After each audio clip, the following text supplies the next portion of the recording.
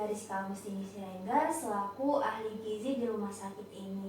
Kalau boleh tahu, saya berbicara dengan ibu siapa? Siang Mbak, saya Ibu Zahra, umur saya 68 tahun Mbak. Oh, dengan Ibu Zahra ya. Ibu datang ke sini dengan suami atau keluarga? Tadi sih saya perginya ke sini sama suami saya dan anak-anak saya juga, mereka tunggu di luar Mbak. Untuk kesibukan ibu sehari-hari apa, Bu? Saya sih udah gak bekerja lagi ya, karena saya kan juga sudah tua nih. Dan saya juga cuma di rumah aja. Kesibukan saya hanya bersih-bersih halaman, pokoknya kegiatan yang ringan-ringan aja sih Mbak. Begitu ya, Bu. Sebelumnya, apakah ibu sudah melakukan pengukuran berat badan dan tinggi badan atau ada surat rujukan dari dokter? Tadi sih saya udah diukur ya, tadi berat badannya itu juga, tinggi badan saya juga tadi diukur sih. Nah ini ada surat yang tadi dokter kasih sih ke saya Mbak. Saya cek dulu ya, Bu. Kalau boleh tahu apa saja yang akhir-akhir ini ibu rasakan? Akhir-akhir ini sih udah lebih dari 1 bulan ya. Saya nyeri di bagian ulu hati saya Mbak, dan juga itu mengganggu kali saya Mbak.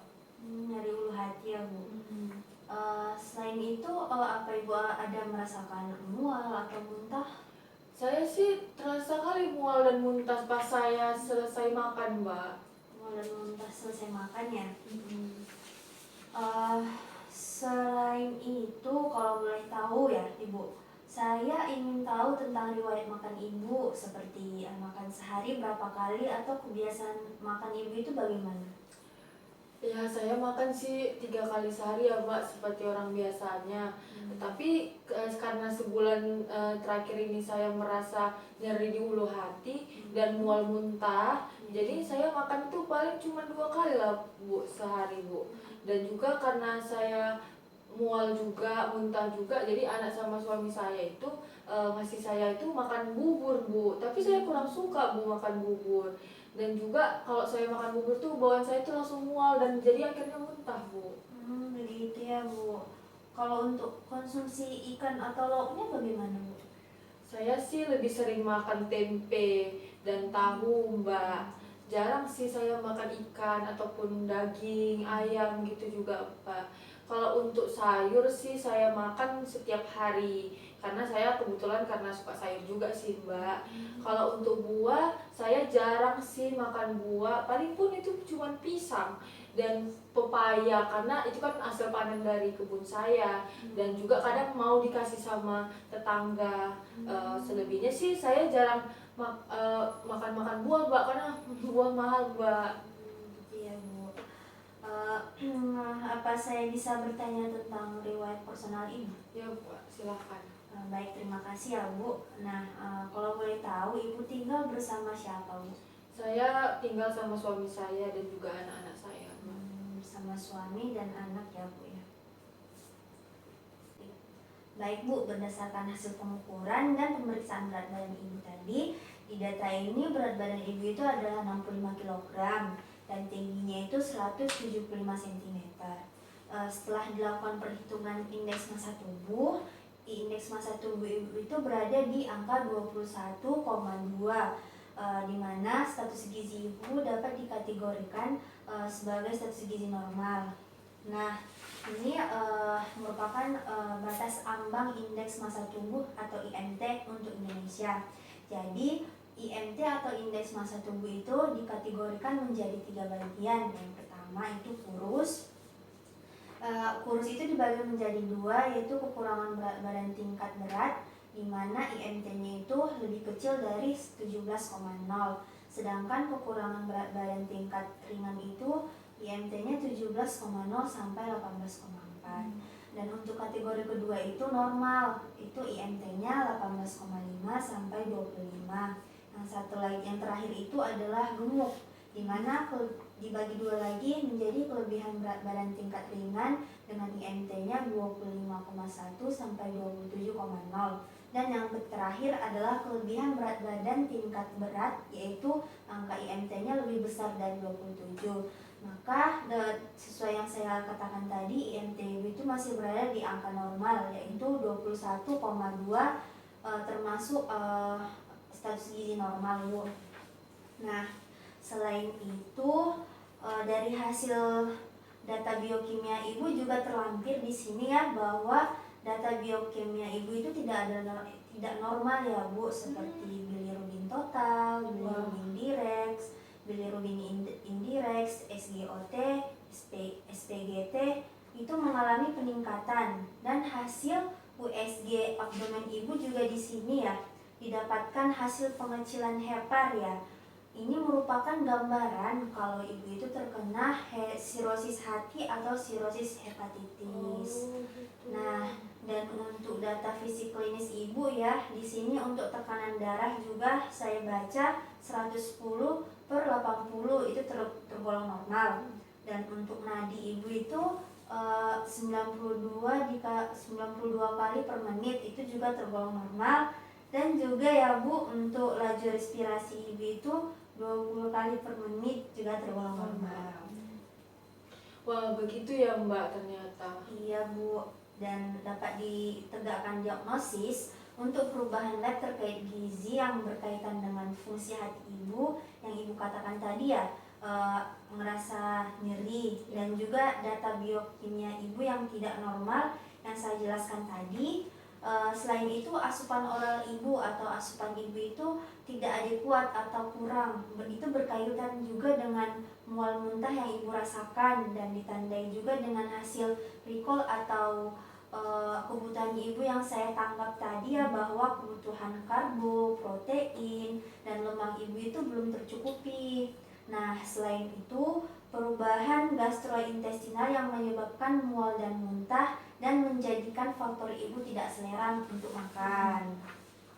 Nah, seperti yang ibu bilang tadi, kalau ibu itu juga tidak suka makan bubur kan, dan ibu merasakan mual dan muntah setelah makan. Waduh, seperti itu ya Bu? Iya Bu. Baik Bu, jadi saya memiliki beberapa alternatif untuk ibu nih. Di sini kita akan memilih rencana diet untuk ibu, yaitu rencana diet hati 2. Nah, diet hati 2 ini direkomendasikan karena ibu mengalami mual dan muntah seperti keluhan ibu yang tadi kan, mual dan muntah. Jadi, tujuan diet ini agar ibu tidak mengalami penurunan berat badan Bu. Kan tadi status gizi ibu itu sudah normal kan? Nah, di sini kita bertujuan untuk mempertahankan status gizi ibu, dan selain itu juga untuk meningkatkan regenerasi jaringan hati dan mencegah kerusakan hati lebih lanjut agar kedepannya tidak mengalami kasus yang lebih parah lagi. Nah, selain itu juga untuk mencegah katabolisme protein Bu. Selain tujuan, syarat dietnya itu yaitu konsumsi energi tinggi dan protein tinggi, tapi untuk lemaknya itu cukup. Untuk konsumsi vitamin dan mineralnya seperti yang ibu bilang tadi kan, kalau ibu itu suka sekali makan sayur, tapi jarang makan buah ya Bu ya, karena buah mahal tadi ya kata ibu ya. Nah, sumber vitamin dan mineral itu kebanyakan dari buah dan sayur Bu.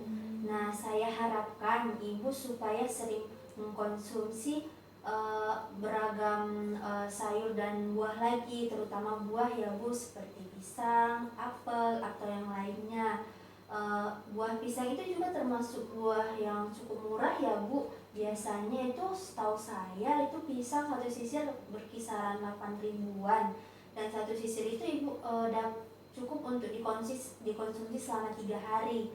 Nah, selain itu dari beberapa referensi yang saya baca juga ya, untuk kasus seperti ini itu untuk bentuk makanan ibu itu sebaiknya bentuk makanannya itu bentuk makanan lunak. Nah, karena itu tadi yang mual dan muntah. Nah, seperti yang ibu sampaikan tadi kan, kalau ibu mengkonsumsi bubur juga bawaannya mual dan muntah itu lagi kan. Nah, bisa jadi penyebabnya itu karena makanannya kurang bervariasi. Nah, untuk itu saya anjurkan buburnya bisa divariasikan lagi, seperti bubur sumsum. Ibu tahu bubur sumsum kan? Tahu. Nah, tapi bubur sumsumnya itu untuk santannya itu bisa diganti dengan susu. Nah, atau jenis bubur lainnya. Nah, selain itu juga ibu harus minum air putih yang cukup ya Bu. dalam sehari itu seperti yang kita ketahui itu sehari itu kita harus mengkonsumsi 8 gelas air putih selama sehari, Bu. Oh, seperti itu ya, Bu. Oke lah, Iya. Bu, baik. Nah, di sini saya ada leaflet terkait penyakit sirosis hepatitis, Bu. Nah, apa sih sirosis hepatitis itu? Nah, sirosis hati atau hepatitis itu adalah penyakit hati menahun yang ditandai dengan adanya pembentukan jaringan ikat disertai dengan nodul atau benjolan. Nah, sirosis ini bukan merupakan proses yang yang akut, tapi kelanjutan dari kerusakan hati yang kronis, yang perjalanan penyakitnya itu bersifat irreversibel disertai dengan komplikasi yang mengakibatkan perubahan pada metabolisme zat gizi. Nah, apa sih penyebab dari sirosis hati ini? Nah, penyebabnya itu ada 6 ya, Bu.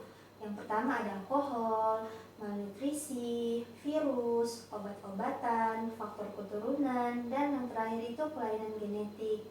Nah, jadi makanan yang harus diberikan bagi penderitanya itu apa? Yang pertama, kalori tinggi, karbohidrat tinggi, protein tinggi, dan lemak disesuaikan dengan keadaan penderita. Iya. Nah, yang kedua itu diet diberikan sesuai dengan keadaan penderita dan diberikan secara berangsur. Yang ketiga, cukup vitamin dan mineral. Yang keempat, rendah garam atau cairan dibatasi jika terjadi penimbunan garam atau air. Yang kelima, mudah dicerna dan tidak merangsang. Dan yang keenam, menghindari bahan makanan yang mengandung gas. Kemudian sumber karbohidrat seperti nasi, mie, kentang, bihun, havermouth atau oat, gula, sirup, dan madu. Dan yang terakhir itu sumber protein yaitu telur, ikan, daging, ayam, tempe, tahu, kacang-kacangan hijau, sayur, dan buah-buahan yang tidak menimbulkan gas. Seperti itu. Nah, yang terakhir nih, pilihan makanan bagi penderita sirosis hepatitis. Yang pertama itu hindari makanan yang dapat menimbulkan gas seperti ubi, singkong, kacang merah, kol, sawi loba, nangka, durian, dan jenis lainnya. Nah, yang kedua itu hindari makanan yang diawetkan. Yang ketiga, pilih bahan makanan yang kandungan lemaknya tidak terlalu banyak seperti daging yang tidak berlemak, ikan segar, ayam tanpa kulit. Dan yang keempat, pilih sayur yang sedikit serat seperti bayam, wortel, buah bit, labu siam, kacang panjang muda, dan kangkung, dan lain-lainnya. Dan yang kelima itu adalah bumbu yang tidak terlalu merangsang seperti jahe, ketumbar, daun salam, dan sejenisnya juga. Dan yang terakhir itu hindari makanan yang terlalu berlemak seperti jeroan, santan kental, dan sebagainya. Wah, informasinya sangat bermanfaat sekali ya, Mbak. Semoga saya bisa konsisten ya dan berusaha untuk kesehatan saya juga. Ya, Bu, saya yakin Ibu pasti bisa. Baik, Bu, saya lihat ini Ibu sangat bersemangat ya dan mau konsisten untuk melakukan diet yang saya sampaikan tadi. Nah, saya mau bertanya nih, apakah Ibu bersedia untuk menjalankan perubahan tersebut? Ya, Mbak, saya bersedia untuk kesehatan saya. Baik, Bu, saya akan catat ya, sehingga pada pertemuan selanjutnya akan saya lakukan evaluasi melalui buku catatan ini.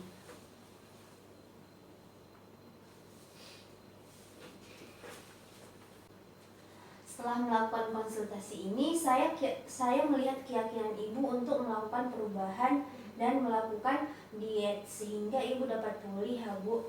Nah, untuk itu saya kembalikan lagi berkasnya. Jika ada kendala, Ibu bisa menghubungi saya ya. Terima kasih atas waktunya Ibu. Semoga Ibu lekas pulih ya, Bu. Ya, Mbak, terima kasih ya, Mbak. Terima kasih, Mbak. Ya, sama-sama Ibu. Hati-hati ya, Ibu. Ya, Mbak.